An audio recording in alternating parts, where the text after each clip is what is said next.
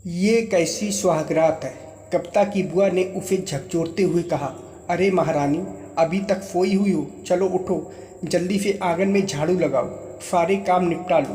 तुम्हें पता है ना कि आज तुम्हें देखने के लिए लड़के वाले घर आ रहे हैं। कविता आंखें मलते हुई उठ बैठी। हाल के जिस कोने में उसका बिस्तर लगा हुआ था वहाँ उसे बहुत मच्छर काटते थे, इसलिए रात भर उसे ठीक से नींद नहीं आती थी और सुबह सवेरे उसकी नींद जरा गहरी हो जाती थी। लेकिन उसकी नींद या भूख प्यास के बारे में सोचने वाला था ही कौन। सभी को तो बस काम से मतलब था। उसके फूफा जी ब्रश करके आ चुके थे और कहने लगे, अरे कविता, जल्दी से चाय बनाओ भाई, आज तो तुमने उठने में बहुत देर कर दी। कविता झट से रसोई गई और चाय का पानी चूल्हे पर उसने चढ़ा दिया। उसकी बुआ चिल्लाने लगी, अरे तूने आंगन में झाड़ू तो लगाई ही नहीं। कविता परेशान हो गई कि सुबह सवेरे कितने सारे काम रहते हैं, मैं अकेली जान कितने सारे काम करूं। खैर, यह सब तो वह बचपन से ही झेलती आ रही थी और अब जब घर में उसकी शादी की बात चल रही थी तो उसे लग रहा था कि शायद अब उसकी ज़िंदगी बदल जाएगी। लेकिन उसे नहीं पता था कि जो लोग ज़िंदगी खराब करना चाहते हैं वो कभी भी किसी की ज़िंदगी संवारने की कोशिश नहीं करते हैं। कविता के पिताजी एक एक्सीडेंट में गुजर गए थे। उसकी माँ अकेली ही उसकी परवरिश कर रही थी, लेकिन वह भी 2 सालों के बाद हार्ट अटैक आने के कारण इस दुनिया से चली गई। उस वक्त कविता मात्र 5 वर्ष की थी। उसकी बुआ उसे अपने साथ ही लेकर चली आई और उसके घर को बेचकर सारे रुपए अपने अकाउंट में जमा कर लिए। कविता के आगे पीछे उसे पूछने वाला और कोई नहीं था। कविता की नानी थी जो काफ़ी बुजुर्ग थी और उसके मामा मामी उसकी कोई जिम्मेदारी नहीं उठाना चाहते थे। इस तरह से कविता अपने बुआ और फूफा जी पर ही निर्भर होकर रह रही थी। ना तो उन लोगों ने कविता को ज़्यादा पढ़ाया लिखाया और ना ही प्यार दुलार दिया। वह लोग उससे बस घर के काम करवाते थे। वह एक मुफ्त की नौकरानी बनकर रह गई थी, जिसे जिंदा रहने के लिए 2 वक्त भोजन दे दिया जाता था। जब कविता बड़ी होने लगी तब उसकी बुआ ने सोचा था कि वो कविता की शादी नहीं करवाएगी, तो कविता जिंदगी भर घर की नौकरानी बनकर रहेगी। लेकिन उसके लिए एक ऐसा रिश्ता आया कि उसकी बुआ भी अपनी सोच बदलने पर मजबूर हो गई, क्योंकि लड़के की माँ कविता के बदले 1 लाख रुपए देने को तैयार थी। जब कविता की बुआ ने छानबीन की तो पता चला कि लड़का पागल है। बस समझ गई कि इसीलिए उसकी माँ इतने रुपए दे रही है। खैर, उसे क्या करना था। उसने सोचा कि रुपए लेकर कविता से छुटकारा पा लेगी और घर के काम करने के लिए तो कुछ सालों में बहू आ ही जाएगी। इसलिए इस रिश्ते के लिए तैयार हो गई थी। तय समय पर लड़के की माँ घर आई। लड़का तो आया ही नहीं था। उन्होंने केवल लड़के की फ़ोटो दिखाई और इसमें कविता की मर्जी चलने वाली तो थी नहीं, तो बुआ और फूफा जी ने मिलकर उसका रिश्ता तय कर दिया। एक मंदिर में कविता की शादी कुणाल के साथ हो गई। कविता को पता ही नहीं था कि कुणाल की मानसिक स्थिति ठीक नहीं है। कविता जब विदा होकर ससुराल पहुंची तो वो ये देखकर हैरान रह गई कि ससुराल में शादी के बाद की रस्में नहीं हुई और ना ही कोई रिश्तेदार वगैरह आए हुए थे। बस आस पड़ोस के कुछ लोग थे जो बाहर बैठकर मिठाई वगैरह खा रहे थे। उसके बाद सभी लोग अपने अपने घर चले गए। कविता को यह सब बड़ा अजीब सा लग रहा था। दिन भर उसे अपने सास के कमरे में ही बिठाकर रखा गया था। शाम को उसकी सास उसके पास आई और दूध का गिलास देते हुए बोली, जाओ बहू, आज तुम्हारी सुहागरात है, तुम अपने कमरे में जाओ। कविता हिचकिचाते हुए सुहागरात के कमरे में पहुंची। कमरे में ना कोई सजावट की गई थी और ना ही ज़्यादा साफ सफाई थी। बस पलंग पर एक साफ सुथरी चादर बिछी हुई थी और कमरे में और कोई नहीं था। कविता दूध का गिलास एक टेबल पर रखकर बिस्तर पर बैठ गई और अपने आने वाली ज़िंदगी के बारे में सोचने लगी कि पता नहीं ससुराल में मुझे प्यार दुलार मिलेगा या नहीं, मेरा पति मुझे प्यार करेगा या नहीं। तभी अचानक से एक आदमी कमरे में घुस आया और अजीब नज़रों से उसे घूरने लगा। कविता ने शादी के दौरान उसका चेहरा नहीं देखा था तो हैरान रह गई कि ऐसे अचानक से मेरे कमरे में कौन घुस आया। वो पागलों की तरह हरकतें करने लगा तो कविता घबरा गई और डर से कमरे के बाहर निकल गई। बाहर उसकी सास उससे टकरा गई। कविता घबराते हुए बोली, मम्मी जी, मेरे सुहागरात के कमरे में कोई पागल आदमी घुस आया है। सास उसे एक थप्पड़ लगाते हुए बोली, तमीज से नाम लो मेरे बेटे का, वही तो तेरा पति है। यह सुनकर कविता के होश उड़ गए। वो अचानक से पड़े हुए थप्पड़ के दर्द को नज़रअंदाज करके हकलाते हुए कहने लगी, ये कैसे हो सकता है? क्या मेरी शादी ऐसे इंसान से हुई है?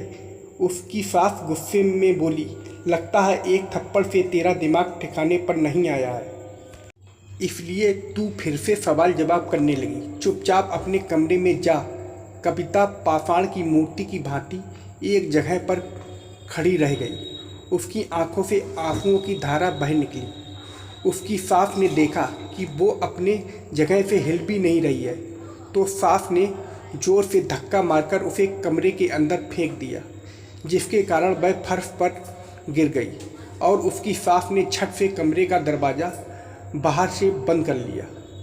कविता झटके से उठकर तेज़ी से दरवाजे की ओर भागी और पागलों की तरह दरवाज़ा पीटते हुए कहने लगी, मम्मी जी प्लीज़ दरवाज़ा खोल दीजिए, मुझे इस कमरे में नहीं रहना है। लेकिन बाहर से उसकी सास कर्कश आवाज़ में बोली, मुझे कुछ नहीं सुनना, चुपचाप अपना पत्नी धर्म निभाओ। कविता जोर जोर से दरवाज़ा पीट रही थी। उसके पागल पति को उसकी यह हरकत देखकर गुस्सा आ गया और वहां जाकर उस पर तमाचे बरसाते हुए कहने लगा, तू इस तरह चिल्ला क्यों रही है? चल, माँ ने मुझे समझाया है कि मुझे क्या करना है। इतना कहकर वह उस पर बेतहाशा टूट पड़ा। कविता दर्द से छटपटा उठी, लेकिन तभी अचानक से कमरे में धुआं धुआं सा भरने लगा। कविता का पति इधर उधर देखने लगा तो कविता को उसके चंगुल से छूटने का मौका मिला। वो उसकी पकड़ से छूट गई और अलमारी के पीछे जाकर छिप गई। धुएं के बीच में से एक स्त्री की आकृति उभरती हुई दिखाई दी, जिसे देखकर कविता का पति बौखला गया। वह दौड़कर उस धुएं को पकड़ने की कोशिश करता, लेकिन वह आकृति झट से गायब हो जाती। यही सिलसिला थोड़ी देर तक चलता रहा। आखिरकार जब कविता के पति की पकड़ में वो परछाई नहीं आई तो वह जोर जोर से चिल्लाने लगा और अपनी माँ को आवाज़ लगाने लगा। बेटे की चीख पुकार सुनकर उसकी माँ बदहवास सी दौड़ी हुई कमरे में आई और कहने लगी, क्या हुआ बेटा, बहू ने तेरे साथ कुछ किया क्या? कुणाल कहने लगा, मामा वो कमरे में कोई है। उसकी माँ कहने लगी, कमरे में तो कोई भी नहीं है बेटा। तभी अचानक से वो परछाई उसकी माँ के पीछे उभरी। कुणाल ने आओ ना देखा ताओ और एक फूलदान उठाकर जोर से अपनी माँ की ओर फेंक दिया। उसकी माँ को उम्मीद नहीं थी कि ऐसा भी कुछ हो सकता है। फूलदान सीधे उसके सिर पर जाकर लगा और खून का फव्वारा बह निकला और वह फड़ाम से फर्श पर गिर गई। कविता यह सारा दृश्य कांपते हुए हृदय के साथ देख रही थी। उसे अपनी आंखों पर यकीन ही नहीं हो रहा था कि आखिर ये सब हो क्या रहा है। कुणाल ने जब माँ के माथे से बहते हुए खून को देखा तो खून देखते ही वह बेहोश हो गया। डर के मारे कविता की हालत खराब हो गई थी। वह धुंधली सी आकृति उसके करीब आई और तभी कमरे में एक आवाज़ गूंजी, कविता तुम डरो मत, मैं तुम्हें कोई नुकसान नहीं पहुंचाऊंगी। इस बदमाश औरत ने अपना बम बढ़ाने के लिए अपने पागल बेटी की शादी पहले मुझसे करवाई थी। इसके पागलपन का शिकार होकर मैंने इसी कमरे में दम तोड़ दिया था। मेरे माता पिता गरीब थे और उनसे ये बात छुपाई गई कि मेरा पति पागल है। शादी की पहली रात ही इसने मुझे इतना दर्द दिया, मेरे साथ इतनी मारपीट की कि सुबह तक मैंने इस संसार को ही अलविदा कह दिया। इन लोगों ने सबसे झूठ बोल दिया कि मुझे हार्ट अटैक आया था। मेरे माता पिता ने भी आगे कोई कार्रवाई नहीं की और मेरी मौत का राज एक राज ही रह गया। तब से मेरी आत्मा भटक रही है। अभी मेरी मृत्यु के 1 महीने भी नहीं हुए थे कि इन लोगों ने तुम्हें अपने जाल में फंसा लिया। तुम्हारे साथ गलत होता देखकर मैं तुम्हें बचाने के लिए आई। अब जो भी हुआ सो हुआ, तुम यह सब भुलाकर अपनी नई जिंदगी की शुरुआत करना। इतना कहकर वो आकृति धीरे धीरे विलुप्त हो गई। कविता डरी फहमी सी खड़ी हुई थी।